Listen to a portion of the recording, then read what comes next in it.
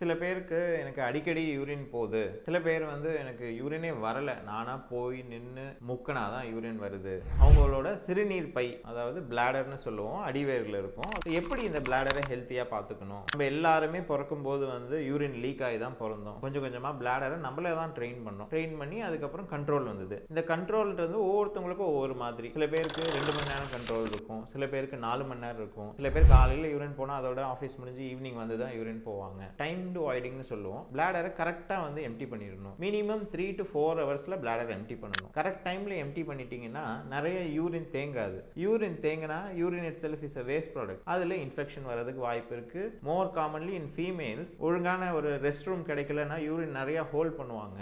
அதனால பக்கத்திலே இருக்க கிருமிகள் ஈஸியாக நுழைஞ்சு இன்ஃபெக்ஷன் வரும். ஸோ டைமுக்கு யூரின் போயிடணும். அதே மாதிரி இன்னொரு விஷயம், பிளாடர் இரிட்டன்ஸ்னு சிலது இருக்கு. இந்த சோடா, கோலா, காரமான சாப்பாடு, காஃபி, டீ, இதில் இருக்க கெமிக்கல்ஸ்லாம் பிளாடர் இரிட்டேட் பண்ணிக்கிட்டே இருக்கும். உங்களுக்கு யூரின் நிறையாமே பிளாடர் யூரின் போனோம் அப்படின்ற சென்சேஷன் வரும். ஸோ முடிஞ்ச வரைக்கும் இந்த மாதிரி fast food items, coffee, tea, அதை ஆப்டிமைஸ் பண்ணுறது முக்கியம். இன்னொன்று கான்ஸ்டிபேஷன். மோஷன் ஒழுங்காக போகலனாலும் சில சமயம் யூரின் வராது. யூரின் வர பாதையை வெளியில இருந்து அழுத்திடும். ஸோ அப்பயுமே உங்களுக்கு பிளாடர் ஒழுங்காக வேலை செய்யாது. டைமுக்கு கரெக்டாக அவாய்ட் பண்ணணும். பிளாடருக்கு வர யூரின் நல்ல குவாலிட்டி உள்ள யூரினாக இருக்கணும். டாக்ஸின்ஸ் நிறையா இருந்த யூரினாக இருந்துச்சுன்னா இந்த மாதிரி அடிக்கடி யூரின் போகிறது வரும்.